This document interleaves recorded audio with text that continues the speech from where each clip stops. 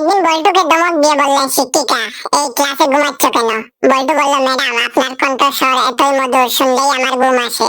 শিক্ষিকা বললেন, তো বাকিরা কেউ ঘুমাচ্ছে না কেন?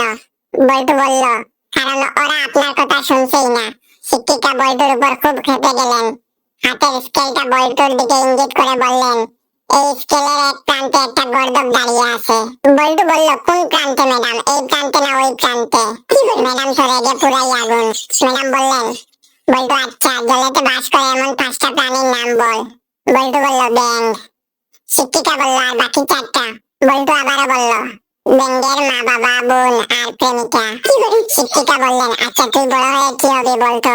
বল্টু খুব লাজুক ভাবে বলল, আমি বড় হয়ে গোয়েন্দা হব। শিক্ষিকা চমকে উঠলেন আর বললেন, কি তুই গোয়েন্দা হবি?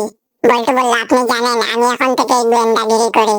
শিক্ষিকা বললেন, কার উপর গোয়েন্দাগিরি করিস শুনি?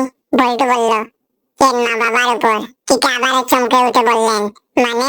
বল্টু বলল, হ্যাঁ, মা বাবা ঘুমিয়ে পড়ে আর আমি জেগে থাকি। শিক্ষিকা বললেন, কেন?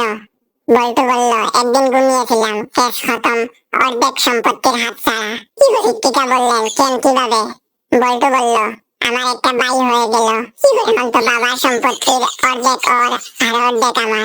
যদি ওই দিন না ঘুমাতাম। যাই হোক, ভিডিওটা কেমন লাগলো অবশ্যই কমেন্ট করে জানাবেন।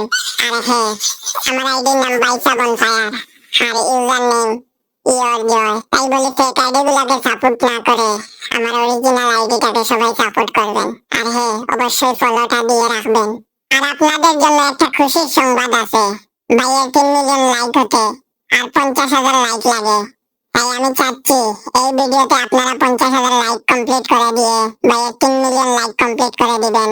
50,000 লাইক বেশি না, প্রত্যেকে তার 10 জন বন্ধুকে করে যদি শেয়ার করে দেন তাহলেই হয়ে যাবে।